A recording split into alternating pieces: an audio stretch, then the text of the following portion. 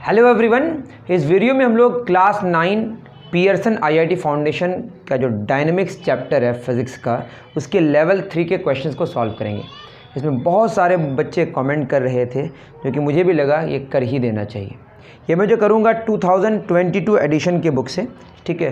पहले मैं थोड़ा पुरानी किताब को फॉलो करता था तो आपको शायद परेशानी होती थी। अब मैं 2022 के एडिशन को फॉलो करूँगा। तो लेवल 3 एसेस योर कॉन्सेप्ट्स है ना, 68 नंबर से है इस एडिशन में। क्वेश्चन नंबर 68 क्या कह रहा है? एक फिगर गिवन है, यहाँ पे कुछ चक्के हैं दो और ये एक गाड़ी है ना। इस पे लगाया जा रहा है, इधर एक्सेलरेशन ए है और फोर्स लगाया जा रहा है। चलिए यहीं पे दे देते हैं, फोर्स कितना लगाया जा रहा है, एफ, ठीक है। तो क्वेश्चन क्या कह रहा है? क्वेश्चन कह रहा है are the direction of acceleration on a body and the direction of external force acting on the body always the same. ठीक है, देखिए पहली बात ये है, क्वेश्चन में है कि आर द, जैसे हम लोग फोर्स का फार्मूला जानते हैं ना, मास इनटू एक्सेलरेशन। एक्सेलरेशन एक वेक्टर क्वांटिटी है और फोर्स भी एक वेक्टर क्वांटिटी है, मास एक स्केलर क्वांटिटी है। तो कहा जा रहा है कि जिस डायरेक्शन में एक्सेलरेशन होगा क्या उसी डायरेक्शन में फोर्स होगा। देखिए बात यह है कि जब हम किसी बॉडी पर फोर्स की बात करते हैं तो एक्चुअली कई फोर्सेस लगते हैं, कई फोर्सेस। इसी केस में देखिए, मान लेते हैं कि ये बॉडी m मास का है, तो बताइए अर्थ इसको नीचे की तरफ क्या करेगा, एक फोर्स लगाएगा। कौन सा फोर्स? वेट वाला फोर्स, ग्रेविटेशनल फोर्स, ठीक है, mg। और ये चक्का जो इसमें कांटेक्ट में आया, इसकी वजह से ऊपर की तरफ क्या लगेगा, नॉर्मल रिएक्शन, जो कि 90 डिग्री एंगल में लगेगा। अब मान लेते हैं ये जो फोर्स है और ये जो मोशन है उसके डायरेक्शन में कितना, मतलब एक्स एक्सिस के साथ कितना एंगल बना रहा है, थीटा। आप जानते होंगे कि कोई अगर हमारे पास एक क्वांटिटी है, जैसे ये एफ हील है, ये एंगल थीटा बना रहा है और यहाँ पे मैंने एक नॉर्मल ड्रॉ किया, ये ओ ए बी है। बताइए कॉस थीटा बराबर क्या होगा, ओ ए बाई ओ बी, और ओ बी क्या है हमारा एफ, तो ओ ए इज इक्वल टू हो जाएगा एफ कॉस थीटा। उसी तरह से हम साइन थीटा निकाल सकते हैं। साइन थीटा क्या हो जाएगा, A B by O B, समझ रहे हैं आप, A B by O B, तो ए बी हो जाएगा एफ साइन थीटा। मतलब ये हो गया एफ कॉस थीटा और ये क्या हो गया, एफ साइन थीटा। तो ये भी क्या होगा हमारा एफ साइन थीटा। इसमें अगर हम ऐसा कुछ बनाते हैं तो मतलब एक वेक्टर है एफ, थीटा एंगल में जो प्रोजेक्शन हमने किया तो वो एफ कॉस थीटा हुआ, और उसके 90 डिग्री में कितना आया, एफ साइन थीटा। आपको ट्रिगोनोमेट्री का कंसेप्ट आना चाहिए। इसका मतलब इसको अगर हम दो कंपोनेंट इसके निकालें तो एक होगा इधर कितना, ये होगा हमारा एफ साइन थीटा, और इस डायरेक्शन में कितना होगा, बोलिए, एफ कॉस थीटा। मैं स्केच करके नहीं कर रहा हूँ, बस आप यूँ जाने कि ये हमारा f के दो कंपोनेंट्स हो गए, f sine theta, f cos theta. अब इसको मत सोचिए, f के दो कंपोनेंट्स हो, क्या क्या, f साइन थीटा और f कॉस थीटा। कैसे निकाले यहाँ पे मैंने बता दिया है। आप ट्रिगोनोमेट्री में जान लीजिए साइन थीटा कॉस थीटा क्या होता है। वेक्टर वगैरह का रेजोल्यूशन नहीं जानते तो मैंने बता दिया, ये f है तो कैसे निकाला मैंने बता दिया। तो आपको याद रखना है, वेक्टर का थीटा एंगल में प्रोजेक्शन करेंगे तो वो कॉस थीटा से मल्टीप्लाई हो जाएगा और उसके कॉस के 90 डिग्री में साइन से मल्टीप्लाई हो जाएगा।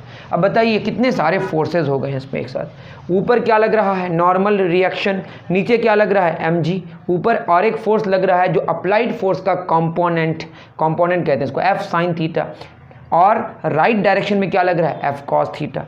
हो सकता है कि फ्रिक्शन लेस सरफेस ना हो तो पीछे की तरफ क्या लग रहा होगा, फ्रिक्शन।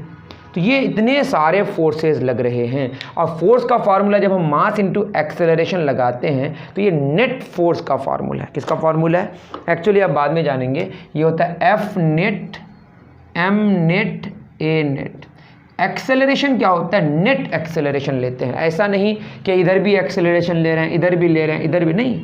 एक्सेलरेशन उस डायरेक्शन में लेते हैं जिस डायरेक्शन में हमारा नेट फोर्स बचता है। अब बात क्या हो गई, देखिए ये मिटा दूँ, ये बात तो आपको समझ आ गई होगी। अब इस बॉडी को अगर देखें, इस बॉडी को, ये बॉडी को मैंने पॉइंट ऑब्जेक्ट मान लिया, और नीचे की तरफ क्या लग रहा है, mg। नीचे की तरफ और कोई फोर्स लग रहा है, नीचे की तरफ और कोई फोर्स नहीं है। ऊपर की तरफ क्या लग रहा है बताइए, नॉर्मल रिएक्शन, जो कि सरफेस ऊपर की तरफ लगा रहा है। सारे फोर्सेस किस पर हम ले रहे हैं, इस ऑब्जेक्ट पर। ये किस पर लगा रहा है इससे मतलब नहीं है, आप बस ये जाने इस गाड़ी पर कौन कौन सा फोर्स लग रहा है। एक तो वेट जो लगेगा ही, ये सरफेस ऊपर की तरफ लगा रहा है, नॉर्मल रिएक्शन, और जो अप्लाइड फोर्स है उसके कंपोनेंट्स हो गए दो, एक हुआ हमारा एफ साइन थीटा इस डायरेक्शन में, एक हुआ इस डायरेक्शन में एफ कॉस थीटा, और पीछे की तरफ क्या लग रहा है, फ्रिक्शन। अगर बॉडी चलेगा तो काइनेटिक फ्रिक्शन लगेगा, जो भी हो, मैं फ्रिक्शन लिखा बस। अब ऊपर का और नीचे का, चूंकि गाड़ी जो है वो ऊपर नहीं जाएगा और नीचे भी नहीं जाएगी, नीचे नहीं जाएगी और ऊपर भी नहीं जाएगी, मतलब जो रेस्ट में है वर्टिकली, अगर वर्टिकली देखा जाए तो ऊपर और नीचे नहीं जा रही है गाड़ी, दैट मीन्स वर्टिकली गाड़ी रेस्ट में है। लेकिन ये बॉडी जो गाड़ी है ये राइट डायरेक्शन में तो जा सकता है ना, मतलब हॉरिजॉन्टल डायरेक्शन में बॉडी रेस्ट से मोशन में आ सकता है, लेकिन मैं बात कर रहा हूं कि वर्टिकली तो नहीं आएगा ना। वर्टिकली आने का मतलब इसको धंस जाना पड़ेगा नीचे की तरफ, जो कि होता नहीं है प्रैक्टिकली, या ऊपर भाग जाना पड़ेगा, ये भी प्रैक्टिकली नहीं होता है। तो बात ये है कि जो n plus F sine theta है वर्टिकल वाला, वो किसके बराबर होगा, mg के बराबर। या आप कह सकते हैं जो नेट फोर्स है इसको हम मान लेते हैं ये y डायरेक्शन है और ये x डायरेक्शन है। y के डायरेक्शन में टोटल फोर्स का जो वैल्यू है 0 है। जब y के डायरेक्शन में टोटल फोर्स का वैल्यू 0 होगा तो y के डायरेक्शन में नेट एक्सेलरेशन भी 0 होगा, क्योंकि फोर्स का फॉर्मूला मास इंटू एक्सेलरेशन होता है। मतलब बॉडी अगर रेस्ट में था तो रेस्ट में ही रहेगा। कौन से डायरेक्शन में, y के डायरेक्शन में। तो y के डायरेक्शन में बॉडी ना तो ऊपर जा रहा है और नहीं नीचे जा रहा है। लेकिन x के डायरेक्शन में देखा जाए तो f cos थीटा आगे लग रहा है, फ्रिक्शन पीछे लग रहा है। हो सकता है गाड़ी किधर जाए, राइट डायरेक्शन में। कितना एक्सेलरेशन से, a एक्सेलरेशन से। तो नेट फोर्स का फॉर्मूला यहाँ पे 0 हो गया, आप समझ पा रहे हैं। अब अगर हम x के डायरेक्शन में देखें तो x के डायरेक्शन में जो नेट फोर्स है वो कितना है, 0 नहीं है, वो होगा मास, इसका मान लेते हैं m है, और a एक्सेलरेशन है तो mass into acceleration. Net force क्या होता है, अभी इसको हटा देते हैं, एक ही डायरेक्शन में बात हो रही है। देखिए आगे क्या लग रहा है, f cos थीटा, पीछे क्या लग रहा है, friction, that is f cos theta आगे लग रहा है। इसको कैंसिल कौन कर रहा है, फ्रिक्शन। तो f cos थीटा से जो फ्रिक्शन हम हटा दे रहे हैं, जो अमाउंट बचेगा उतने ही फोर्स से बॉडी एक्सेलरेट होगा, मास इंटू एक्सेलरेशन। ये हमारा आया, ठीक है। तो बताइए फोर्स तो हम इधर अप्लाई कर रहे हैं, मतलब क्वेश्चन ये कहना चाह रहा है क्या जिस डायरेक्शन में हम अप्लाइड फोर्स लगाएंगे, मतलब जो फोर्स हम लगा रहे हैं, इसके अलावा और भी अप्लाइड फोर्स है लेकिन वो हम नहीं लगा रहे हैं, हम जो ये फोर्स लगा रहे हैं उस डायरेक्शन में बॉडी एक्सेलरेट क्यों नहीं हो रहा है, क्योंकि बॉडी का जो नेट फोर्स है वो उस डायरेक्शन में नहीं है। मतलब जिस डायरेक्शन में हम फोर्स लगाएं उस डायरेक्शन में बॉडी एक्सेलरेट नहीं होने की वजह ये है कि जो नेट फोर्स है, ये तो अप्लाइड फोर्स है, इसके अलावा और भी ढेर सारे फोर्सेस हैं, उन सारे फोर्सेस को देखा जाएगा, उसके कई डायरेक्शंस में फोर्सेस होंगे। उसके बाद नेट फोर्स जिस डायरेक्शन में बचेगा, एक्चुअली आगे क्या बचा, एफ कॉस थीटा, पीछे क्या हुआ, फ्रिक्शन। तो एफ कॉस थीटा फ्रिक्शन से जब ज़्यादा हो जाएगा तो बॉडी रेस्ट से मोशन में आ जाएगा, तो उस डायरेक्शन में क्या होगा, एक्सेलरेशन होगा। मुझे लगता है ये सारी बातें आपको समझ आई। और फोर्स का जो फॉर्मूला होता है क्या होता है, एफ नेट बराबर एम नेट इंटू ए नेट। क्लियर है। यहाँ बॉडी वर्टिकली किस में है, इक्विलिब्रियम में है, और हॉरिजॉन्टली बॉडी रेस्ट से मोशन में आ रहा है, मतलब बॉडी किस में है, मोशन में आ रहा है, मतलब बॉडी एक्सेलरेट हो रहा है राइट डायरेक्शन में। क्यों, पीछे भी तो फोर्स लग रहा है, लेकिन पीछे वाला फोर्स आगे वाला फोर्स पीछे वाला फोर्स को कैंसिल करके थोड़ा बचा भी रहा है आगे के डायरेक्शन में। जैसे आगे लग रहा है 10 न्यूटन, पीछे लग रहा है 4 न्यूटन, तो बचा कितना, 6 न्यूटन। तो 6 न्यूटन से बॉडी क्या होगा, एक्सेलरेट होगा। Are the direction of acceleration on a body and the direction of external force acting on the body always the same? जो external force हम लगा रहे हैं उसके डायरेक्शन में एक्सेलरेशन होगा, इसकी कोई गारंटी नहीं है। क्यों, समझ रहे हैं हम, तो सारी बातें बता दिए। If not given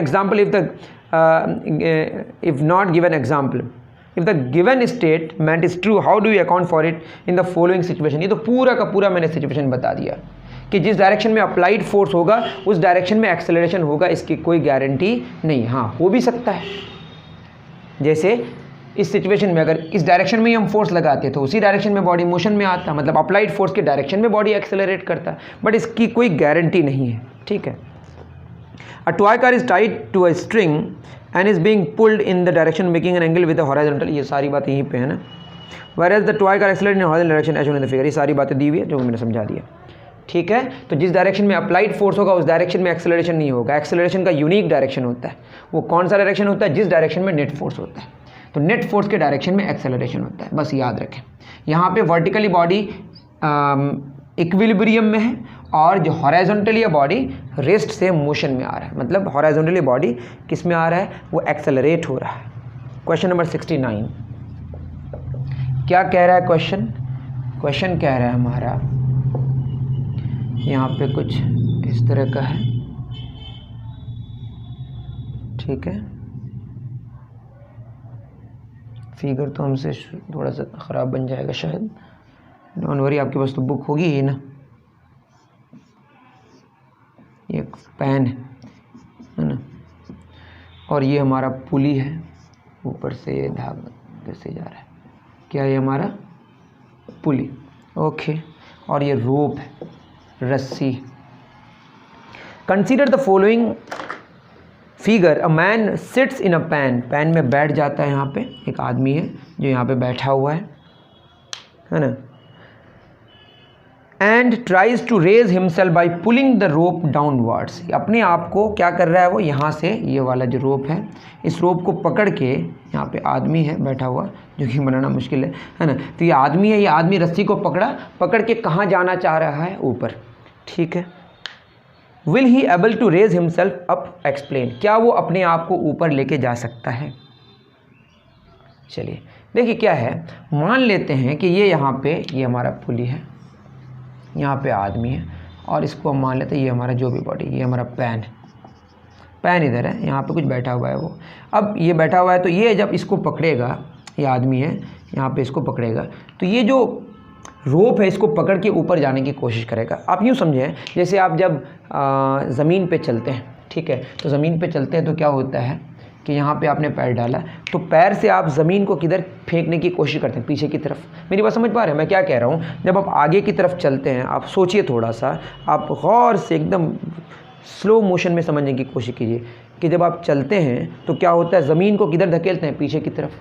तो ज़मीन के जब आप पीछे की तरफ धकेलने की कोशिश करते हैं तो फ्रिक्शन चूँकि रिलेटिव मोशन का अपोज करता है, फ्रिक्शन किसका अपोज करता है, रिलेटिव मोशन का। तो आप पीछे जाना चाहते हैं तो फ्रिक्शन क्या करता है, आगे रोकता है। आप किधर जाना चाहते हैं, ज़मीन को पीछे की तरफ धकेल रहे हैं और फ्रिक्शन किधर लग रहा है, आगे। उसी तरीके से यहाँ पे एक बंदा इसको पकड़ के जब ऊपर जाने की कोशिश करेगा तो हाथ फिसल के नीचे की तरफ आने की कोशिश करेगा, लेकिन यहाँ पे जो स्ट्रिंग है, स्ट्रिंग में फ्रिक्शन होगा, एक्चुअली टेंशन होगा, तो वो उसको क्या करने की कोशिश करेगा, रोकने की। अगर वो रस्सी स्मूथ है, अगर वो फ्रिक्शन लेस है अप्रॉक्सीमेटली, तो पिछल के नीचे आ जाएगा और वो ऊपर नहीं जा पाएगा। लेकिन अगर रस्सी ऐसा हो कि उसको पकड़ा, तो जहाँ पे पकड़ा वो जब अपने आप को छोड़ देगा ज़मीन से, समझ रहे हैं, तो वो पिछल के नीचे की आने की कोशिश करेगा, लेकिन ये रस्सी और हाथ के सरफेस के बीच फ्रिक्शन की वजह से वो उसको रोकने की कोशिश करेगा। इसी तरह से एक हाथ को से पकड़ के रखेगा, दूसरे हाथ को फिर पकड़ेगा, फिर इसी तरह से वो ऊपर जाने की कोशिश करेगा। मेरी बात समझ आ रही है? ऐसा हो सकता है, जा सकता है वो, ठीक है। अब फिर गौर कीजिए, वैसे ही जैसे आप चलते हैं तो ज़मीन को किधर धकेलते हैं, पीछे की तरफ। अगर ज़मीन और आपके पैर के सरफेस के बीच अगर फ्रिक्शन नहीं होता तो आप पीछे चले जाते ना, रुकावट नहीं होती। उसी तरह से यहाँ पे क्या, जब वो पकड़ेगा तो पकड़ के जब ज़मीन को छोड़ेगा तो वो कैसे यहाँ पे अटका हुआ रहेगा, वो पिछल के नीचे की तरफ आने की कोशिश करेगा, फ्रिक्शन उसको रोकेगा, इसी तरह से वो धीरे धीरे ऊपर चला जाएगा। तो पॉसिबल है, क्या है, पॉसिबल है। बात ये समझ आई कि नहीं? आप थोड़ा गौर कीजिए, कौन सा वाली कहानी, वही जो आप चलते हैं वो वाली कहानी। चलिए क्वेश्चन नंबर 70, बहुत ही बढ़िया क्वेश्चन है ये। इस क्वेश्चन को समझने के लिए वही f cos theta f sin theta आपको याद रखना है। जब भी कोई वेक्टर का कंपोनेंट निकालते हैं थीटा एंगल में तो f cos थीटा होगा और इसके 90 डिग्री में f sin थीटा होगा। कैसे होगा मैंने वो डिस्कस कर दिया है, ओके।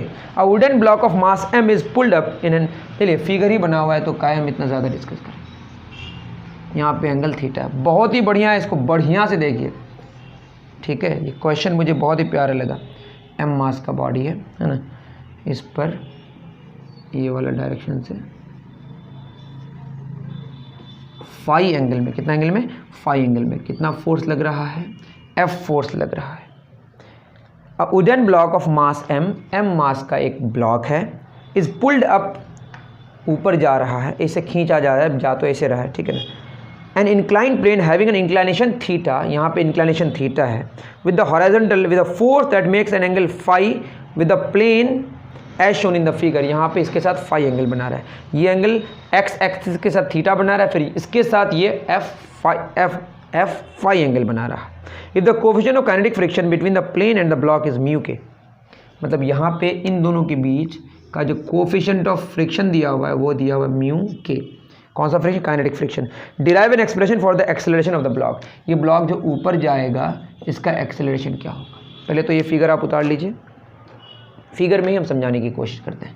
देखिए ये जो m मास का बॉडी है, आप याद रखें जो एक्सेलरेशन ड्यू टू ग्रेविटी होता है, आप ऊपर जाए नीचे जाएँ दाएँ जाएँ बाएँ जाएँ, वो हमेशा वर्टिकली डाउनवर्ड्स होता है। तो वेट किधर होगा बोलिए, वेट होगा हमारा नीचे की तरफ। थोड़ा बढ़ा दिए घटा इससे फ़र्क नहीं पड़ता, ये तो एक रफ बात है, ये फोर्स की वजह से मैग्नीट्यूड को बताता है।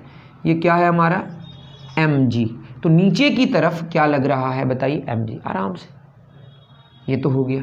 ये f एंगल कितना बना रहा है फाई, इसका इस डायरेक्शन में कितना होगा कंपोनेंट f cos फाई, इसके 90 डिग्री में, इसके 90 डिग्री में मतलब इस इंक्लाइन का, ये कितना होगा हमारा, ये होगा f sin phi. Simple, f cos phi f sin phi, ये दोनों एंगल 90 डिग्री बना रहा है। यहाँ पे भी लिख सकते हैं आप f sin फाई, यहाँ लिखने से हमें बॉडी पर कौन सा फोर्स लग रहा है, बॉडी पर F फोर्स तो हम लगा रहे हैं, लेकिन इसके दो कंपोनेंट्स हो गए F cos phi F sin phi. जब कंपोनेंट बोल दिए तो आपको ये लिखने की ज़रूरत नहीं, क्योंकि इनके दो कंपोनेंट्स में लिख दिए। आप इसको यूँ समझ सकते हैं, इधर लग रहा है हमारा कितना F cos फाई, इधर क्या लग रहा है F sin फाई। इसका रिजल्टेंट ये ना होगा, जैसे आप डिस्प्लेसमेंट की बात करें, यहाँ से यहाँ तक गए, यहाँ से यहाँ तक गए, तो रिजल्टेंट यही ना होता है। तो ये कितना आएगा बताइए, F cos फाई का whole square plus F sin phi का whole square, F square common, यहाँ होगा कॉस स्क्वायर, यहाँ होगा साइन स्क्वायर, ये तो 1 होता है ना, इसका रूट भी लगेगा, ठीक है। ये तो 1 हो गया, एफ स्क्वायर का रूट कितना आ जाएगा f, मतलब ये f हो गया। ये बात तो आप समझ पा रहे हैं, चाहे तो आप पॉज करके इसको उतार सकते हैं, ठीक है। तो f के दो कंपोनेंट्स हो गए, f cos phi f sin phi. जब ये दोनों लिख दिए तो इसको लिखने की और कोई ज़रूरत नहीं है। अब फोर्स अब इसको लेना है, अब इसको लेना है। अब दूसरी बात क्या है, जब ये ऊपर जाने की कोशिश करेगा, पहले mg के कंपोनेंट्स ले लेते हैं। यहाँ पे थीटा है, तो देखिए यहाँ पे मतलब ये थीटा यहाँ पे कितना डिग्री, 90 डिग्री, तो ये एंगल कितना होगा, ये वाला एंगल और ये वाला एंगल एक ही होगा, डोंट वरी भाई, ये वाला एंगल है इस तरह का, ये एंगल या एंगल एक ही होगा।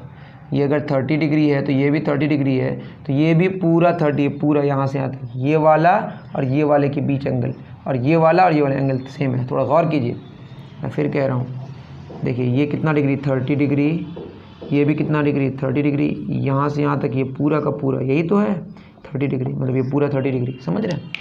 तो ये अच्छे से समझिए, कोई बच्चे गलत कर देते हैं इसको। तो ये हमारा कितना एंगल है बोलिए, ये एंगल है हमारा ये पूरा, ये थीटा, ये 90 डिग्री, तो ये बचा कितना, इसको अगर हम x मान लें तो x plus theta plus 90 degree बराबर कितना, 180। तो x हो जाएगा 180 में 90 के 90 माइनस थीटा, तो ये थीटा, ये 90, 90 माइनस थीटा, याद रख लें, उतार सकते हैं आप। तो ये थीटा, ये 90, ये कितना हो गया 90 डिग्री माइनस थीटा। अब यहाँ पे मैं एक इसके जस्ट ऑपोजिट, मतलब ये एंगल कितना पूरा 90 डिग्री है, समझ रहे हैं, ये वाला और ये वाला, ये पूरा एंगल 90 डिग्री है। ये 90 डिग्री माइनस थीटा है, तो ये जो बचेगा कितना बचेगा थीटा, तब तो थीटा कैंसिल करके 90 डिग्री होगा। मतलब ये जो दो ब्लूज आप देख रहे हैं, इन दोनों के बीच एंगल 90 डिग्री है। तो बताइए ये mg है, तो mg का इधर कंपोनेंट कितना हो जाएगा, ये थीटा एंगल है तो ये क्या होगा mg cos थीटा, इसके 90 डिग्री में ये क्या होगा mg sin थीटा। और जो जिसका हम कंपोनेंट निकालते हैं वो बीच में होता है, बीच में है ये। और अब ये दोनों लिख लिए तो इसको हम कैंसिल कर दिए। अब बताइए कितने सारे फोर्सेस हो गए, f cos फाई इधर, mg sin थीटा इधर, mg cos थीटा इधर और f sin फाई ऊपर। अब बताइए एक फोर्स और लगेगा, ये जो सरफेस है ऊपर की तरफ लगाएगा, इस फोर्स को हम क्या बोलते हैं, normal reaction. N stands for normal reaction. Don't worry, सब समझ आएगा, थोड़ा गौर करके आप उतारते जाइए। और क्या लगेगा, जब ये ऊपर की तरफ जाने की कोशिश करेगा तो फ्रिक्शन पीछे की तरफ लगेगा, तो पीछे की तरफ क्या लगेगा, फ्रिक्शन। इसको मैं रेड कलर से बना दे रहा हूँ, यहाँ पे फ्रिक्शन भी लगेगा, ठीक है। कौन सा फ्रिक्शन, काइनेटिक फ्रिक्शन। तो बताइए इसको अगर हम अलग से बनाने की कोशिश करें तो कितने सारे फोर्सेस हो गए, ठीक है। तो इतनी बात समझ आ गई होगी। अगर आपको थोड़ी सी भी परेशानी हो ना, आप स्लो करके देखें आराम से, कोई बहुत बड़ी बात नहीं। फिर मैं कह रहा हूँ, देखिए यहाँ पे अगर ठीक से देखें तो ये क्या है, एक बार फिर बना दूँ, चलिए मैं इसको समझाने की कोशिश कर रहा हूँ। यहाँ पे हमारा एंगल थीटा है, ये क्या है हमारा m मास का बॉडी है। एक बार फिर बता रहा हूँ, आप चिंता मत कीजिए, बहुत बार बता रहा हूँ, ठीक है। तो ये हो गया हमारा थीटा एंगल। अब एक बात बताइए, मैं अगर m की बात करूँ, पहले mg वगैरह बताता हूँ। नीचे क्या लग रहा है mg, ये थीटा, ये 90 डिग्री, तो इसके साथ ये एंगल कितना होगा हमें पता, थीटा 90, तो ये बचा कितना 90 डिग्री माइनस थीटा। देखिए ना, थीटा 90, 90 माइनस थीटा, तीनों मिलके 180 होना चाहिए। थीटा थीटा खत्म, 90 90 180, 90 90 180। अब ये ब्लैक और ये ब्लैक, ये वाला और ये वाला, इन दोनों के बीच कितना एंगल है 90 डिग्री, तो ये बचेगा कितना थीटा, थीटा थीटा खत्म 90 डिग्री हो गया। ये mg थीटा, तो ये क्या होगा mg cos थीटा, ये क्या हो गया mg sin थीटा। ठीक है, इतनी बात समझ आ गई। और ये जो सरफेस है ऊपर की तरफ एक फोर्स लगाएगा जिसको हम क्या बोलते हैं नॉर्मल रिएक्शन, यही मैंने बताया। उसके बाद एक फोर्स इधर लग रहा है F फोर्स, जो एंगल इसके साथ कितना बना रहा है फाई, तो ये क्या होगा F cos फाई, इसका ऊपर कंपोनेंट क्या होगा F sin फाई। यही सारी बातें हैं। ये जब ऊपर ले जाने की कोशिश करेगा, ठीक है, F cos थीटा ज़्यादा होगा mg sin थीटा कम होगा, तभी ऊपर ले जाने की कोशिश करेगा, तो फ्रिक्शन किधर लगेगा नीचे। और अगर mg sin थीटा ज़्यादा होगा और F cos थीटा कम होगा तो ये नीचे लाने की कोशिश करेगा, फ्रिक्शन ऊपर लेगा। तो फ्रिक्शन रिलेटिव मोशन को अपोज करता है, क्योंकि ये ऊपर जाएगा रिलेटिवली तो फ्रिक्शन पीछे लगेगा, अगर नीचे आता तो फ्रिक्शन इधर लगता। ये बात धीरे धीरे आप समझिए, अगर समझते हैं तो बहुत अच्छी बात है। तो यहाँ पे भी आपको समझ आ गया होगा। अब इसको अगर हम इसका डायग्राम बनाएं, ठीक से देखिए, ये हमारा नीचे की तरफ क्या है बताइए, mg लिखने की कोई ज़रूरत नहीं है, और चूँकि इसको कट कर देना है, इसके कंपोनेंट्स लेना है। एक ये डायरेक्शन है, इधर में क्या क्या है बोलिए, m मास का बॉडी है, इधर है हमारा mg sin theta plus friction, कौन सा फ्रिक्शन, काइनेटिक फ्रिक्शन, ये वाला इस डायरेक्शन में। इधर क्या है हमारा, इधर F cos फाई, इस डायरेक्शन में क्या है हमारा mg cos theta, mg cos theta. इस डायरेक्शन में क्या है normal reaction plus F sin phi, और शायद कुछ भी नहीं। अब इस पर गौर करें तो ये मान लेते हैं x एक्सिस और ये y एक्सिस, क्योंकि ये जो बॉडी है ये y एक्सिस में तो नहीं चलेगा ना, ये चलेगा x एक्सिस में, हम इसी को x मान लिए, हम x y को घुमा सकते हैं, बस एंगल दोनों के बीच 90 होना चाहिए। देखिए x एक्सिस में अगर देखा जाए तो बॉडी चलेगा, और y एक्सिस में बॉडी इक्विलिब्रियम में, मतलब इधर भी नहीं जा रहा है इधर भी नहीं जा रहा है, मतलब ये है कि n plus F sin phi और mg cos थीटा का जो वैल्यू इक्वल रहेगा। तो यहाँ से नॉर्मल रिएक्शन निकल के आएगा mg cos theta minus F sin phi. आपको पता होना चाहिए जो फ्रिक्शन है काइनेटिक फ्रिक्शन, वो डिपेंड करता है किस पर, फ्रिक्शन जो काइनेटिक वाला है वो नॉर्मल रिएक्शन पे डिपेंड करता है, डायरेक्टली प्रोपोर्शनल होता है नॉर्मल रिएक्शन का। तो ये एफ के बराबर क्या होगा, एक कांस्टेंट म्यू के एन, एफ के और नॉर्मल रिएक्शन का जो रेशियो है उसको बोलते हैं हम कोफिशिएंट ऑफ फ्रिक्शन, और ये कोफिशिएंट ऑफ फ्रिक्शन गिवन है, आई थिंक म्यू के ही गिवन है, क्या गिवन है म्यू के। और एन कितना आया हमारा, एन आया mg cos theta minus mg cos theta minus F sin phi, क्या आया mg cos theta minus F sin phi, that is F के आ गया हमारा। तो इसको हम लिख सकते हैं यहाँ पे, कितना हो गया हमारा पीछे value mg sin theta plus F के कितना आया म्यू के mg cos theta minus F sin phi, मतलब पीछे की तरफ जो हमारा फोर्स लग रहा है वो कितना लग रहा है mg sin theta plus mu के mg cos theta minus F sin phi, मतलब x डायरेक्शन के पीछे की तरफ जो लग रहा है कितना लग रहा है mg sin theta plus mu के mg cos theta minus F sin phi. आगे क्या लग रहा है F cos फाई, और ये जो पूरा बॉडी है वो मान लेते हैं a एक्सेलरेशन से जा रहा है, कितना एक्सेलरेशन से, a एक्सेलरेशन से। ये सारी बातें उतार ले ब्लू वाला, चलिए बहुत बढ़िया। अब क्या हो गया बताइए, नेट फोर्स का फॉर्मूला क्या होता है, अभी हमने बताया मास इनटू एक्सेलरेशन, हम x एक्सिस में ले रहे हैं। आगे क्या लग रहा है बताइए F cos फाई, कौन इसको कैंसिल कर रहा है mg sin थीटा है ना, plus mu k into mg cos theta minus F sin phi, पूरा में एक ब्रैकेट भी होगा, और मास इनटू मास m है और एक्सेलरेशन a है। तो यहाँ से हमारा ये m नीचे आ जाएगा, तो 1/m अंदर क्या बचा F cos phi minus mg sin theta minus plus minus mu के mg cos theta minus F sin phi is equal to acceleration. तो एक्सेलरेशन कितना आया 1/m into F cos phi minus mg sin theta minus mu की mg cos theta minus F sin phi. तो ये पूरा का पूरा हमारा आंसर आया। तो बहुत ही बढ़िया क्वेश्चन है, अगर आपको समझ आ जाए तो प्लीज़ कमेंट करके ये बताएं कि लगा कैसा। ठीक है, एक बार मैं इसके आंसर को चेक कर लूँ। F cos theta F cos phi minus mu के mg cos theta minus F sin phi minus mg sin theta बटे m, बिल्कुल सही आंसर है। चलिए बहुत बढ़िया, आगे बढ़ते हैं।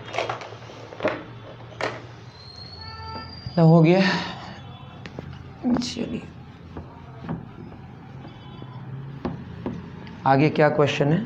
क्वेश्चन है हमारा 9 identical books each of mass 500 ग्राम। कितना ग्राम? 500 ग्राम। तो ये कितना होगा हमारा? 0.5 किलोग्राम। कितना?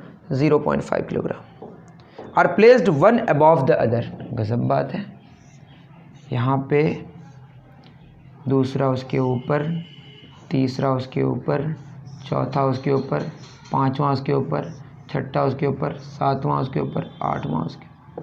अब मेरा आइडेंटिकल नहीं बन पाया है ना। अब मान लें कि आइडेंटिकल है। ये पहला, दूसरा, तीसरा, चौथा, पांचवा, छठा, सातवां, आठवां, नौ, सारे के सारे का जो मास है वो 0.5 किलोग्राम। बहुत बढ़िया। Find the maximum force required to take out the 5th book. ये 5वां बुक निकालना है। If the coefficient of friction between contact surfaces of the books is 0.2। मतलब इनके जो बीच का जो कोफिशिएंट्स हैं ये 0.2। ये कोफिशिएंट ऑफ फ्रिक्शन को बोलते हैं म्यू या म्यू एस, 0.2।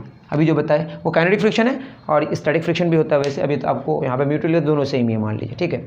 तो बताइए 5वां को अगर निकालना है, बहुत ही गौर करके देखना है, ठीक है। अब ये 5 पर कौन कौन, देखिए 5 है एक्चुअली क्या है, ये पूरा 9, 8, 7, 6, 5, मतलब 5th, 6th, 7th, 8th, 9th, ये सब मिलके नीचे की तरफ बॉडी को, यहाँ पे ये जो सरफेस है इसको दाबेगा।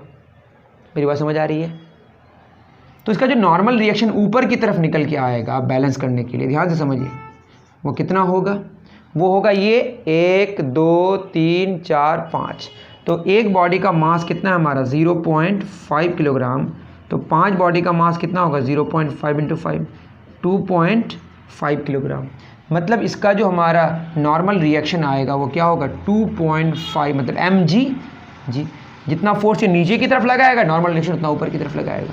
तो ये हो जाएगा हमारा 2.5। जी का वैल्यू 10 ले लें। अगर 10 तो लेने बोला है या नहीं मुझे नहीं पता, तो आंसर हम तो थोड़ा सा तो ख़राब आ जाएगा। 10 ही लेने बोल रहा है आई थिंक, ठीक है। तो 2.5 किलोग्राम है हमारा, हाँ 10 ही लेना है, ठीक है। तो ये हो गया हमारा 25 न्यूटन। किधर है? ऊपर। कैसे आया फिर बता रहा हूँ। ये जो 5वां वाला जो ऑब्जेक्ट है, 5, 6, 7, 8, 9, ये सारे मिलके इस सरफेस पर नीचे की तरफ फोर्स लगाएगा। समझ रहे हैं? तो नीचे वाला भी फोर्स किधर लगाएगा? ऊपर की तरफ। वही नॉर्मल रिएक्शन है, ज़्यादा चिंता नहीं करना। तो एंड कितना आया हमारा? 25 न्यूटन, ठीक है। ये सब मिलके दबाएगा इसको कितने से? 25 न्यूटन से। ये ऊपर की तरफ उस पर फोर्स लगाएगा कितना? 25 न्यूटन। अब बताइए ये वाला जब इसको निकालने की कोशिश करेगा तो ऊपर वाला भी रोकेगा, नीचे वाला भी रोकेगा। तो इस दोनों के 6 और 5, ये तो 5 और 4 के बीच हुआ ना यहाँ पे। ये वाला कौन सा वाला हुआ? 5 और 4 के बीच। अब यहाँ पे ये क्या करेगा? जब ये निकालने की कोशिश करेगा तो ये 6, 7, 8, 9 ये भी तो रोकेगा। ये कितना से रोकेगा? ये रोकेगा नीचे की तरफ। ये नीचे की तरफ, ये ऊपर की तरफ, ये नीचे की तरफ। एक नॉर्मल रिएक्शन किधर लगेगा बताइए? नीचे की तरफ। इसको हमने एन डैश मान लिया। कितना मान लिया? N dash. वो कितना होगा बताइए? 1, 2, 3, 4, 4 ऑब्जेक्ट्स का। तो 4 का कितना होगा बताइए? 0.5 × 4, तो कितना आएगा? 2 किलोग्राम। तो ये अगर 2g, 2 × 10, इतना ही से दबाएगा इसको। 2g लिख देते हैं पहले, 2g। तो 2 × 10 कितना न्यूटन? 20 न्यूटन। तो ये अलग नॉर्मल रिएक्शन है और ये अलग, एक नीचे से ऊपर की तरफ, एक ऊपर से नीचे की तरफ। समझ रहे हैं ना? और जो फ्रिक्शन का फॉर्मूला होता है वो होता है म्यू के। तो यहाँ पे 2 फ्रिक्शंस हैं, 2 को ओवरकम करना पड़ेगा। तो नेट हमारा फ्रिक्शन होगा वो होगा F1 + F2।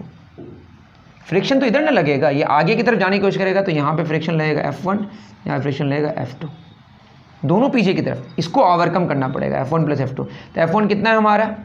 तो F1 आ जाएगा हमारा वही म्यू एन। तो म्यू कितना है? 0.2। नॉर्मल रिएक्शन 1 के लिए कितना? 25। तो ये हो जाएगा 5 न्यूटन। उसी तरह से F2 0.2 × 20 और ये कितना? 4 न्यूटन। तो ये हो गया 5 + 4, दैट इज आंसर क्या होगा? 9 न्यूटन। बहुत ही बढ़िया क्वेश्चन है। आंसर क्या है हमारा? 9 न्यूटन। ओके, चलिए बहुत बढ़िया, डन। चलिए आगे बढ़ते हैं। 71 हो गया हमारा, टफ हो गया शायद ये। अब 72 में आते हैं।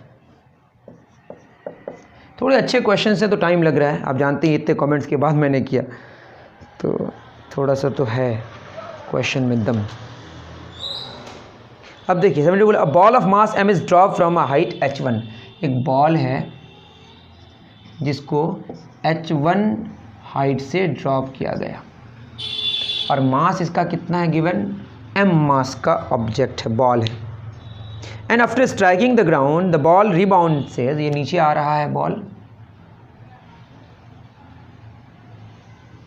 नीचे आके फिर, ये फर्स्ट बात है ना, नीचे आके फिर ऊपर जा रहा है। एक ही जगह तो दिखा नहीं सकता ना, इसलिए दिखा रहे हैं, ऊपर आ रहा है।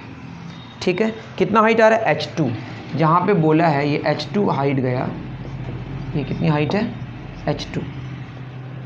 जहाँ पे h2 h1 से छोटा है, बिल्कुल सही बात है, h2 h1 से छोटा है, बोला है, होना भी चाहिए। कुछ एनर्जी यहाँ पे एब्जॉर्ब हुई होगी, इसको यहाँ पे छोड़ा गया है।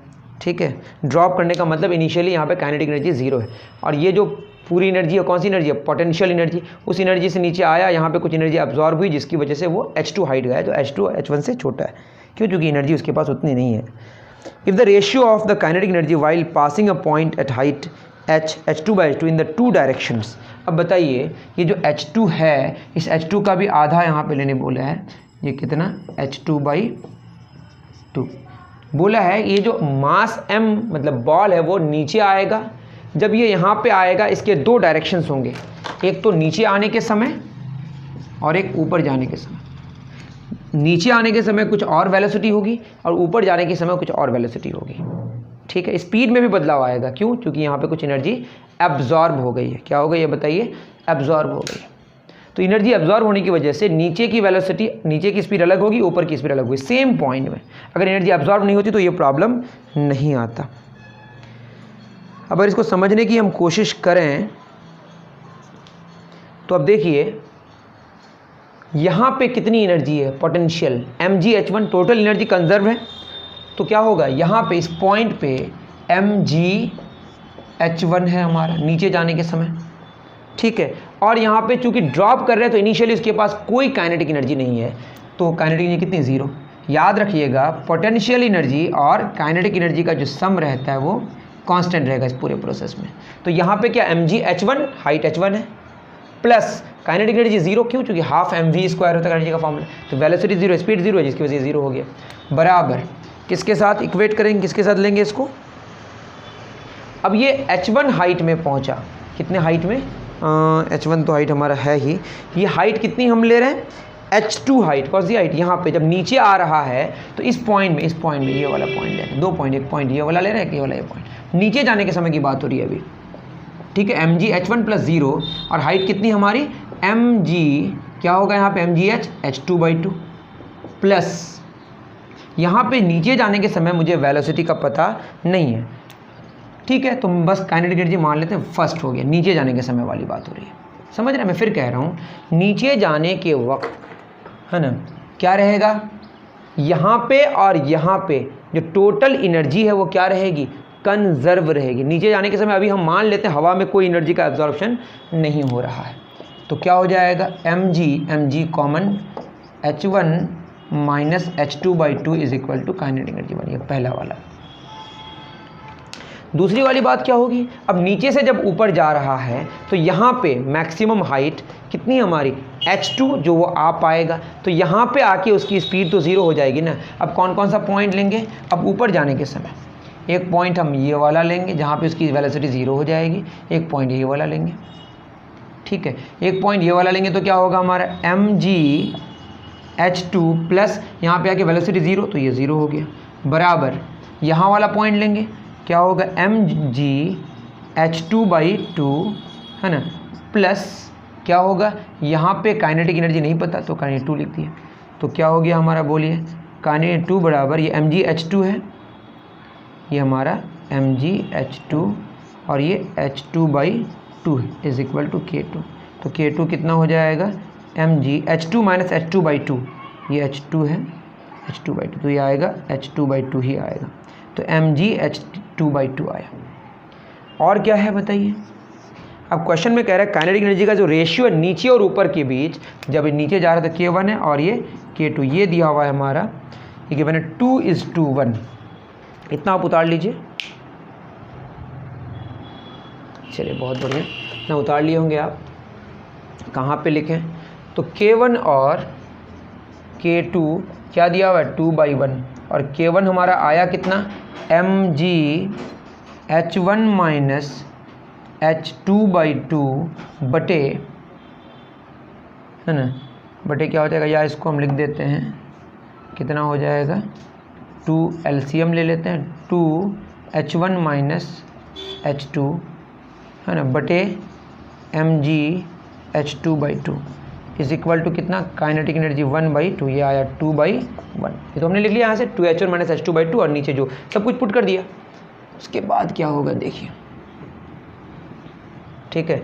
अब यहाँ पे mg कैंसिल, 2 कैंसिल, तो हो जाएगा 2H1 माइनस H2 बटे H2 बराबर 2/1। इसको ऐसे क्रॉस मल्टीप्लाई भी कर सकते हैं, कर देते हैं। 2H1 माइनस H2 बराबर 2H2, तो 2H1 बराबर, ये माइनस H2 उस पार जाएगा तो प्लस H2, ये हो जाएगा 3H2, दैट इज़ H1 और H2 आया 3/2, 3:2।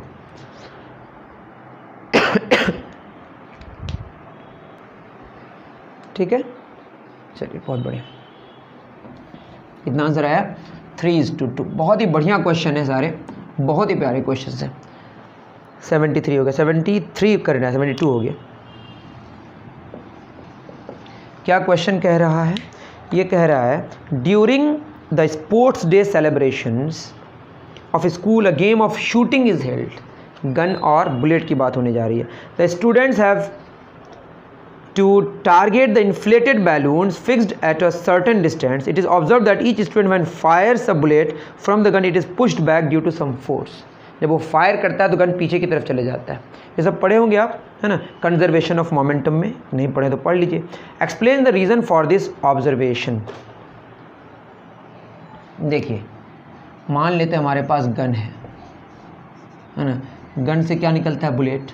गन का मास हमने कैपिटल M माना और बुलेट का मास स्मॉल m माना। इनिशियली दोनों तो रेस्ट में है, तो हमें पता है कि अगर बाहर से कोई फोर्स नहीं है, आइसोलेटेड सिस्टम है, तो जितना मोमेंटम पहले होगा उतना मोमेंटम बाद में होगा।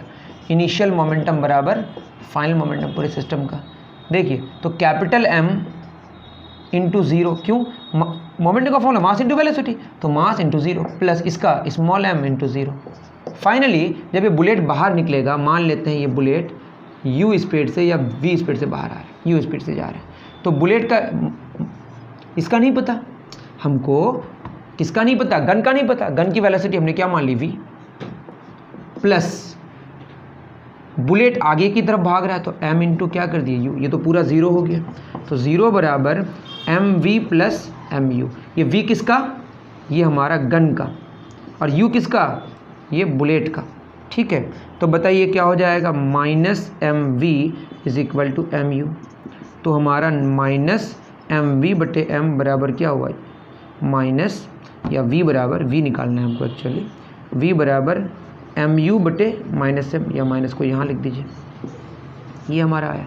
u तो हमको पता है, u क्या है, बुलेट जो आगे निकली उसकी वेलोसिटी, लेकिन v क्या आया, इसमें निगेटिव लग गया, मतलब जिस डायरेक्शन में u होगा उसके ऑपोजिट डायरेक्शन में गन की वेलोसिटी होगी, तो गन किधर जाएगा, पीछे की तरफ। अब स्मॉल m बटे कैपिटल M, स्मॉल m तो छोटा है और कैपिटल M बड़ा है, मतलब ये छोटा लेटर भी है और वैल्यू में भी छोटा होता है गन का मास, तो ये 1 से कम आएगा, उसको u से गुना करेंगे तो वैल्यू थोड़ा कम होगा, लेकिन कुछ तो वेलोसिटी होगी, किसकी, गन की, जो कि पीछे की तरफ होगी। ये कंजर्वेशन ऑफ मोमेंटम से बात समझ आती है, जो कि मैंने समझा दिया है, मेरे आप वीडियोस देखें, थ्योरी के समझ आ जाएगा।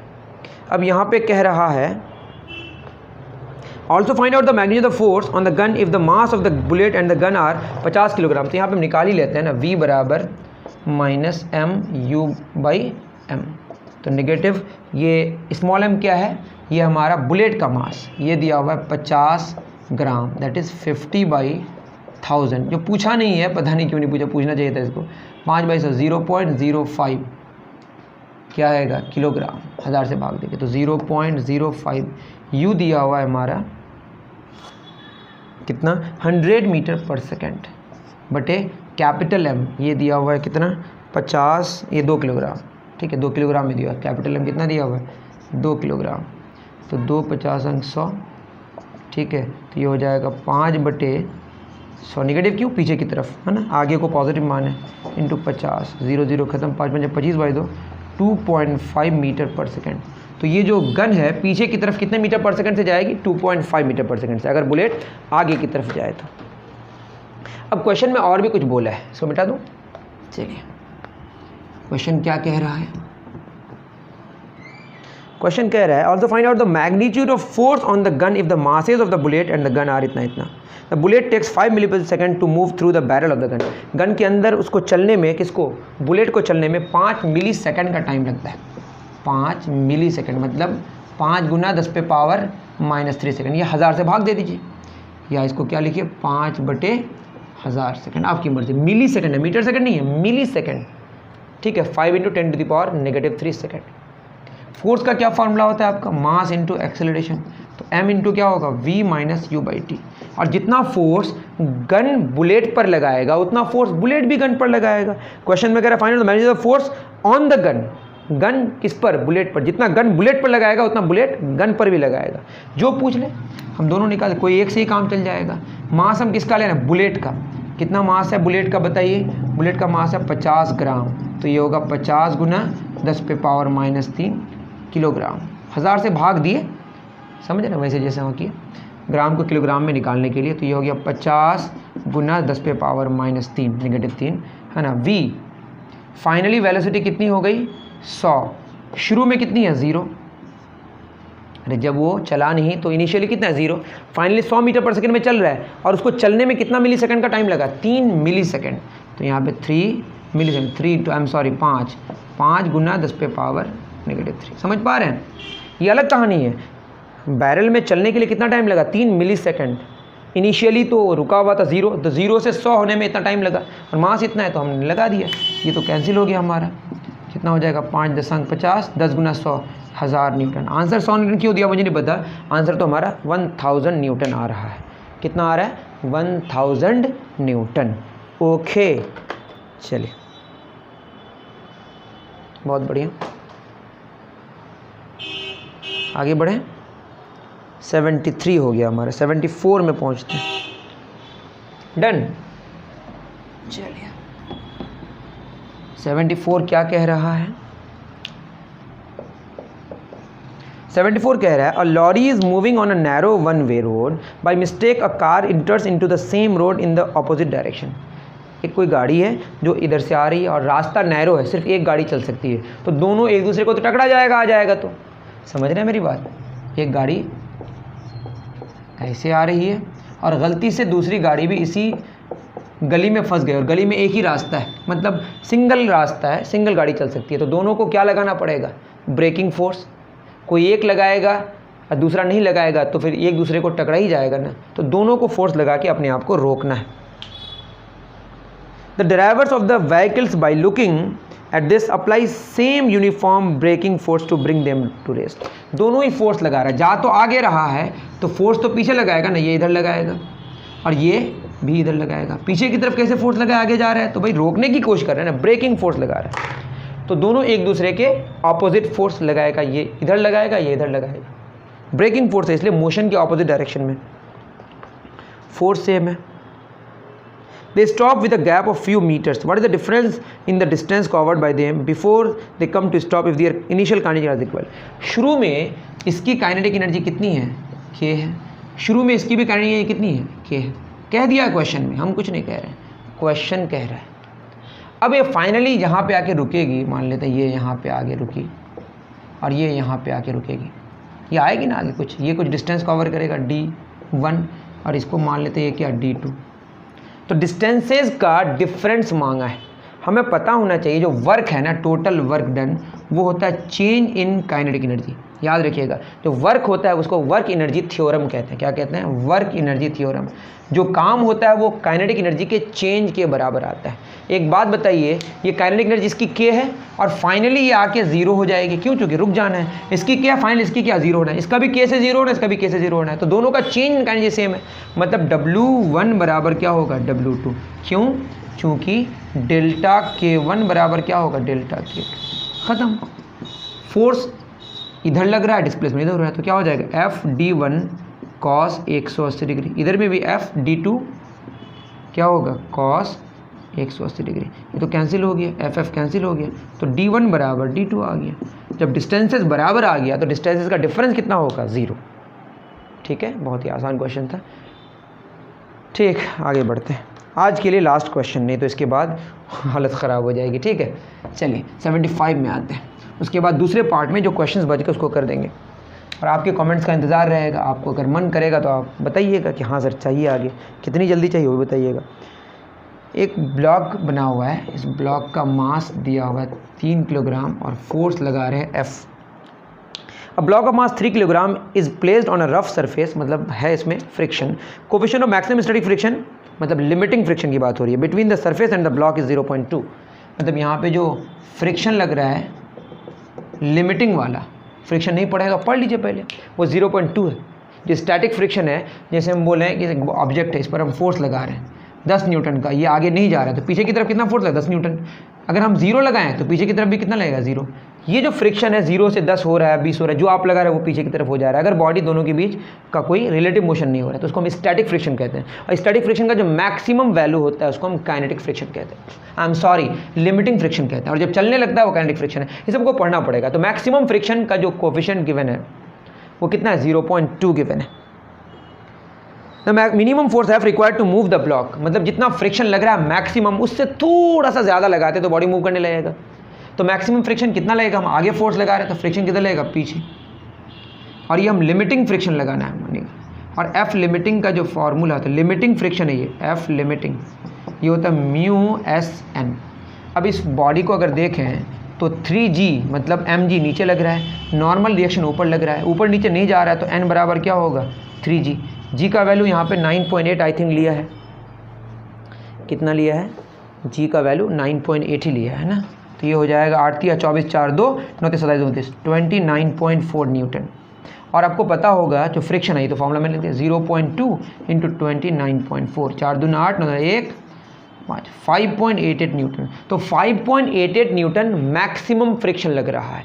इससे थोड़ा भी ज़्यादा अगर हम फोर्स आगे की तरफ लगा दें तो बॉडी मूव करने लगेगा। तो आंसर 5.88 न्यूटन है वैसे, लेकिन एक्चुअल में थोड़ा सा ज़्यादा 5.88 न्यूटन से होगा, जिससे बॉडी क्या करने लगेगा? चलने लगेगा। तो आगे का फोर्स ज़्यादा हो जाएगा और पीछे कम हो जाएगा और चलने लगेगा। चलने के बाद जब बॉडी चलने लगता है किसी एक ऑब्जेक्ट पर दूसरा ऑब्जेक्ट, तब उसमें जो फ्रिक्शन होता है उसको काइनेटिक फ्रिक्शन कहते हैं, जो कि थोड़ा कम भी हो जाता है। ये बाद में समझेंगे। इतनी बात आपको समझ आ गई होगी। उम्मीद करता हूँ कि वीडियो बहुत मज़ा आया होगा। मिलते हैं फिर नेक्स्ट वीडियो में। Thank you very much.